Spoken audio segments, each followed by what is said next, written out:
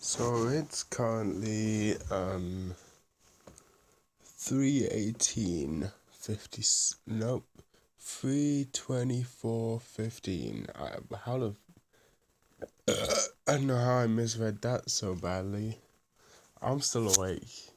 Now if you don't know me, it's maybe a surprising fact to you, because most people aren't still awake at 3:24:36. But I am. I'm always awake at 3:24:36. My sleep cycle is completely incomprehensible. It's completely opposite.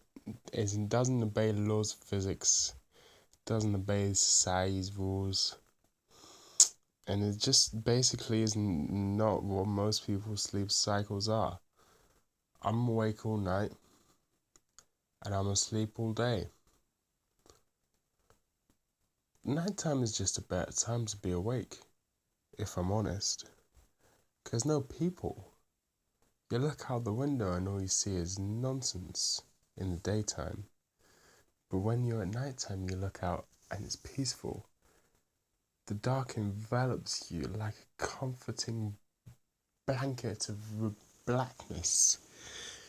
You look outside and you just see all the people's lights off, and you know that all the normies are gone.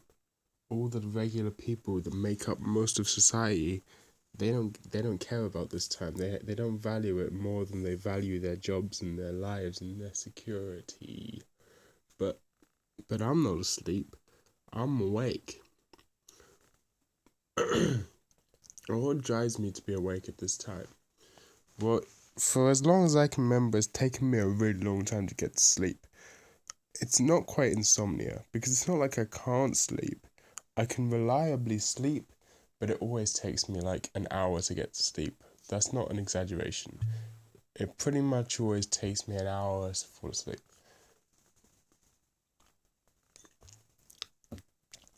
Yeah, it pretty much always takes me an hour to fall asleep.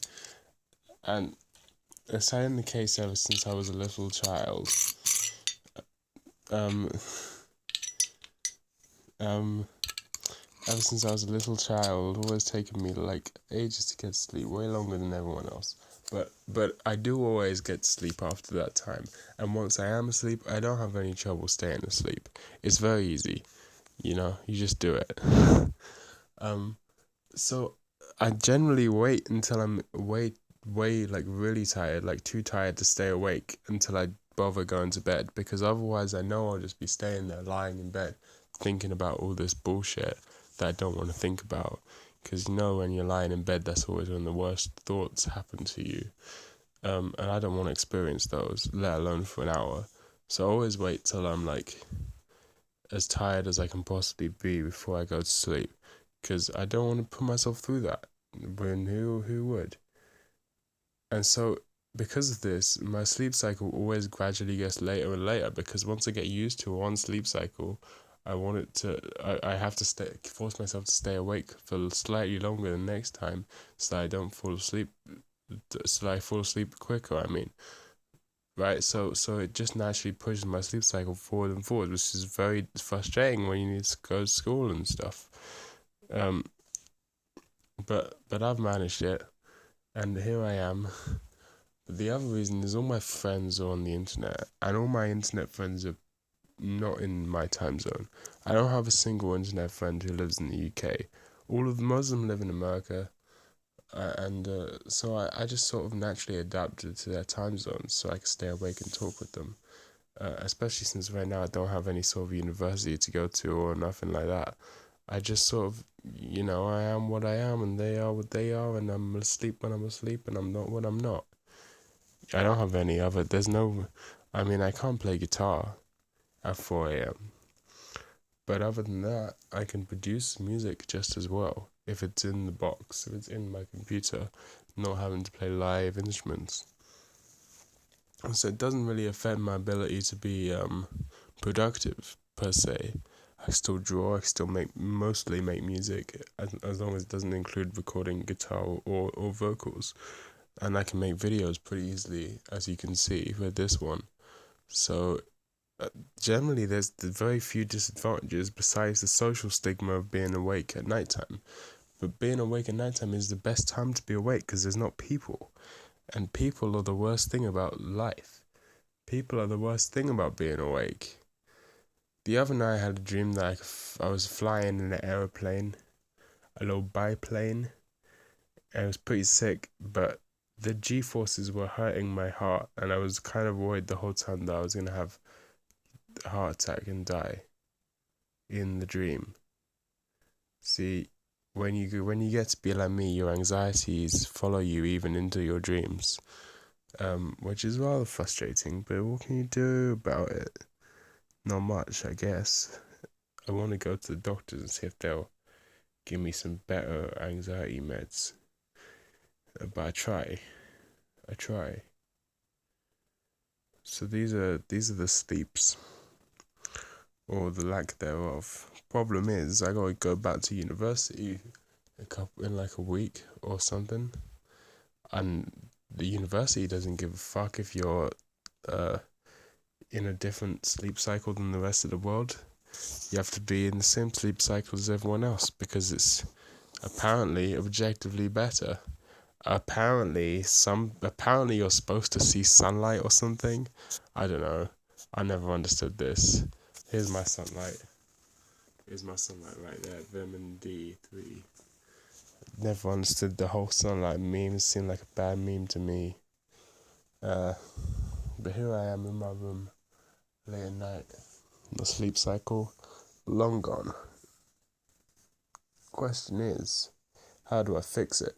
AKA, how do I get back to what's generally considered acceptable? I've recently discovered the joy that is staying up all night. See, when I go to sleep and I sleep for like 3 or 2 hours, I wake up and I feel like shit. And I thought that if I just didn't sleep, I would feel even more like shit. That's what you would expect, right? But the thing is, if you just don't sleep, if you just never sleep in the first place, then you don't have the opportunity to wake up and feel like shit. You never feel like shit because you never went to sleep in the first place. So it's actually way easier to stay up all night than it is to sleep just 2 or 3 hours. So staying up all night is an option, and that's one thing I'm considering.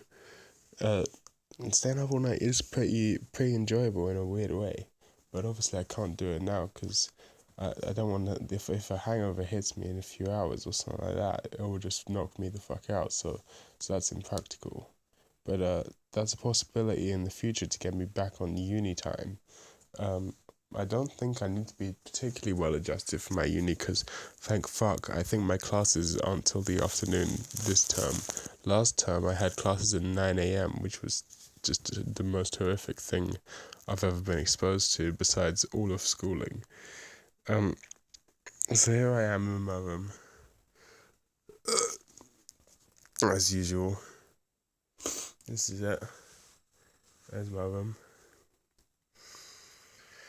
Some of you may have seen this monitor in some of my videos and wondered, what's that about? Why you got a monitor there when you don't use it? Let me tell you what it's for. That's what it's for. This is my Raspberry Pi. Ain't no edible one though. That's a computer-y Pi. Sometimes I plug it into this monitor, and that's why I have it. It was very cheap. It was about 20 quid. But it's actually a pretty decent monitor. It works perfectly fine. It's actually pretty good. If it, like the main reason I think it was so cheap is because it's not widescreen, and everything's widescreen these days. But I don't really care about any of that stuff. You may have seen some of these notes on my wall if you've really paid attention in my videos. I've got this wall of text